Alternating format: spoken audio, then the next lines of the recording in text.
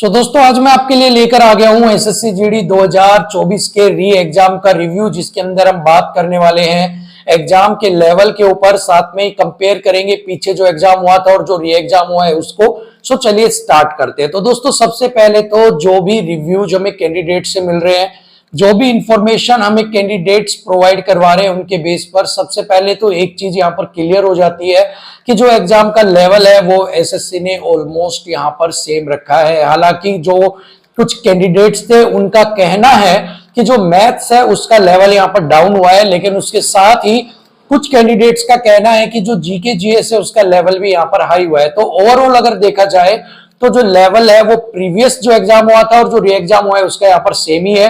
क्योंकि यहाँ पर अगर एक लेवल को डाउन, जैसा कि अगर मैथ्स के रिव्यू की बात करें कि अगर कहा जा रहा है कि कुछ मैथ्स का जो है स्टैंडर्ड डाउन किया गया है, तो यहाँ पर जो जीके जीएस है उसके पोर्शन को बढ़ा दिया गया है। तो इस तरह से ओवरऑल जो लेवल है वो यहाँ पर सेम है। और दूसरा जो एसएससी है वो यहाँ पर इसके लेवल के साथ छेड़छाड़ वैसे भी नहीं करेगी, क्योंकि अगर वो इस एग्जाम को हार्ड कर देती है या इस एग्जाम को यहाँ पर लो कर देती है लेवल को, तो यहाँ पर उनको नॉर्मलाइजेशन के अंदर भी काफी कुछ चेंज करना पड़ेगा। सो इसीलिए उनकी पहली प्रायोरिटी यही रहेगी कि जो एग्जाम का लेवल है वो ऑलमोस्ट उसके बराबर ही रहे, जितने जो सिस्टम जो उस प्रीवियस एग्जाम में चल रहा था उसी के अकॉर्डिंग इस एग्जाम के अंदर ही यहाँ पर जो है चीजें सारी सेट रहे, ताकि इनको ज्यादा जो फेरबदल है वो यहाँ पर ना करना पड़े। इसके साथ ही जो एवरेज अटेम्प्ट्स की बात करें तो जो बच्चे हैं उनका कहना है कि 2-4 क्वेश्चंस की अगर हम बात छोड़ दें तो जो नंबर ऑफ अटेम्प्ट्स जो हमने प्रीवियस जो एग्जाम था अभी उसके अंदर जितने किए थे, लगभग हम नंबर ऑफ एवरेज अटेम्प्ट्स उतना ही करके आ रहे हैं। यानी कि किसी बच्चे ने अगर 70 किए थे तो वो 72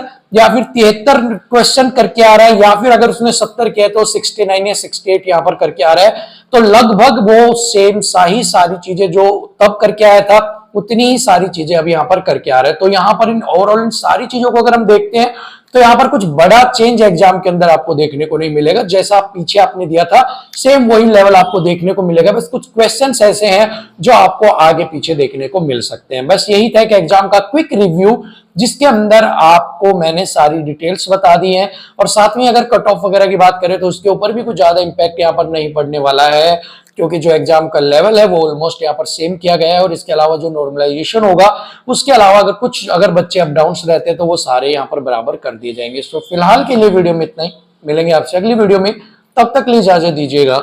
नमस्कार।